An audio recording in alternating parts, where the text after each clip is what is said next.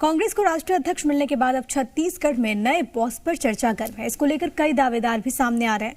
मौजूदा अध्यक्ष मोहन मरकाम खुद दोबारा से अध्यक्ष बनना चाहते हैं। वो अपनी इच्छा कई बार कई मंचों से जाहिर कर चुके हैं। अब इस रेस में मंत्री अमरजीत भगत के अलावा शिव डहरिया, मिनरल बोर्ड के अध्यक्ष गिरीश देवांगन का नाम भी बताया जा रहा है। जानकारी ये है कि इन लोगों ने पार्टी के शीर्ष नेताओं के सामने अपनी इच्छा भी जाहिर कर दी है। प्रदेश इकाई ने प्रस्ताव पारित करके कहा कि जो आला कमान का निर्देश होगा वो मंजूर होगा। हालांकि जब शिव डहरिया से सवाल किया गया तो वो इसको टालते हुए नजर आए।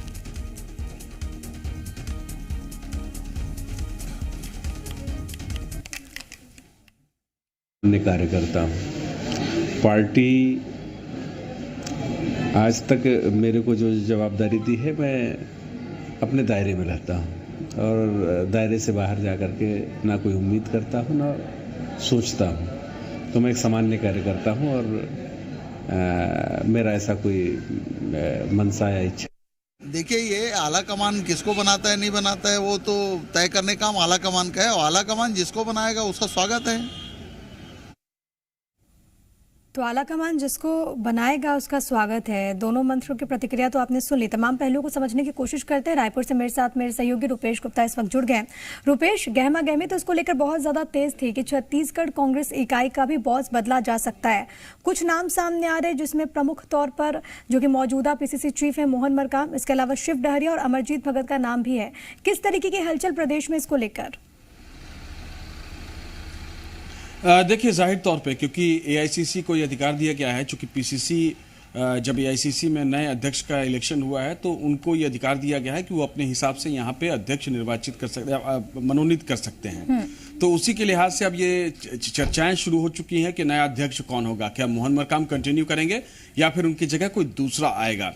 तो तमाम नाम सामने आ रहे हैं। गिरीश देवांगन का नाम सामने आ रहा है प्रमुखता के साथ। इसके अलावा आदिवासी जो मंत्री हैं अमरजीत भगत, उनकी भी चर्चा है। शिव डहरिया की चर्चा है। इसके अलावा दीपक बैज की भी चर्चा थी कि दीपक बैज भी बन सकते हैं। तो तमाम नाम हैं, उन सब के बीच में चर्चाएं चल रही हैं। हालांकि माना यह जा रहा है कि जो भी नया अध्यक्ष होगा उसमें मुख्यमंत्री भूपेश बघेल की रजामंदी होगी।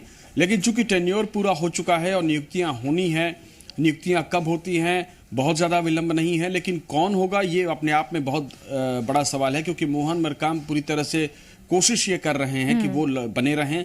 इसके लिए जैसे ही खड़गे जब अध्यक्ष निर्वाचित हुए वो दिल्ली पहुंच गए, दिल्ली में मौजूद थे जब वो निर्वाचित हुए, बधाई दी। इसके एक दिन के बाद भूपेश बघेल गए थे। लेकिन कुल मिलाकर के काफी महत्वपूर्ण है ज्यादा है कि मोहन मरकाम ही कंटिन्यू करे, उनके जो टेन्यूर चल रहा है इसको आगे बढ़ाया जाए। क्योंकि हाल ही में जिस तरीके से उनका कार्यकाल रहा, जो बाई इलेक्शंस हुए, लोकल बॉडी इलेक्शंस हुए, उसमें भी कांग्रेस ने अच्छा परफॉर्म किया है। तो क्या उनके कंटिन्यूएशन की संभावना यहाँ पर बनती है? देखिए, जो आपने सवाल उठाया बड़ा ही जायज सवाल है, लेकिन उसमें एक बात और देखनी पड़ेगी कि ये जो सारे इलेक्शन हुए उसमें मुख्यमंत्री भूपेश बघेल थे। भूपेश बघेल संगठन के तौर पे, जाहिर तौर पे संगठन के अध्यक्ष के तौर पे मोहन मरकाम थे, लेकिन सरकार का साथ था। मुख्यमंत्री भूपेश बघेल प्रमुख चेहरे थे जिनके काम पर, जिनके नाम पर वोट मांगा गया।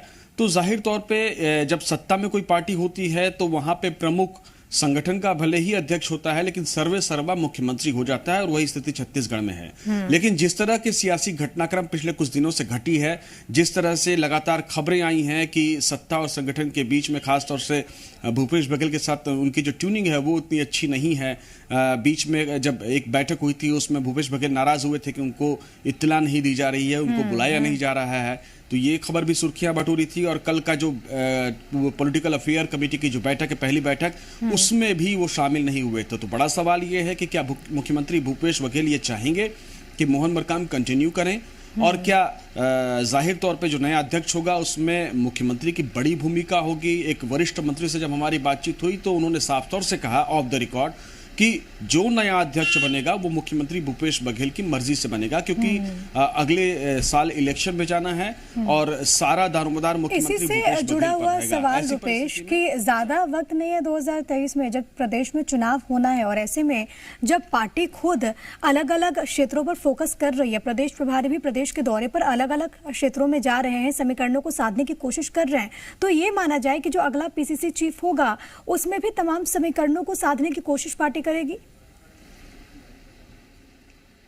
जाहिर तौर पे क्योंकि समीकरण कुछ इस तरह से हैं कि ओबीसी का एक मुख्यमंत्री है, तो जाहिर तौर पे चूंकि आदिवासियों का मसला गर्म है तो एक अध्यक्ष आदिवासी कोटे से होना चाहिए। कांग्रेस अगर ऐसे समय में आदिवासी अध्यक्ष को हटा करके किसी और को मौका देती है तो कहीं ये संदेश तो नहीं जाएगा कि जिस तरह से भाजपा हमलावर है कि आदिवासी को कांग्रेस खिलाफ है तो एक आदिवासी को हटा दिया, क्योंकि इसी मसले को लेकर के जब विष्णुदेव साय को हटाया गया विश्व आदिवासी दिवस पर तो मुख्यमंत्री भूपेश बघेल ने खुद तंज किया था कि हटाना था तो किसी और दिन हटाते, आज क्यों हटाया।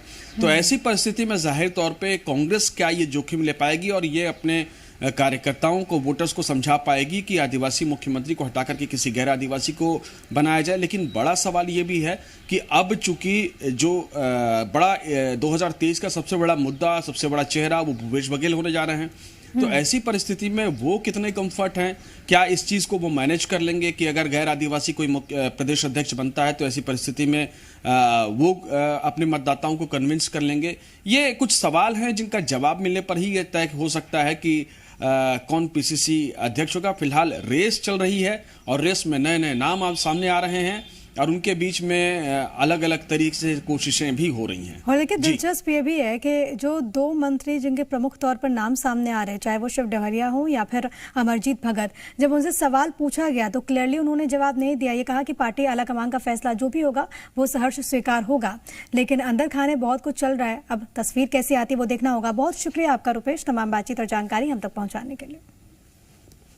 खबरों में बने रहने के लिए आप हमारे फेसबुक, ट्विटर और इंस्टाग्राम पेज को फॉलो कर सकते हैं। लेटेस्ट अपडेट के लिए आप हमारे यूट्यूब पेज को सब्सक्राइब भी कर सकते हैं और हाँ, बेल आइकन पर क्लिक करना ना भूलें।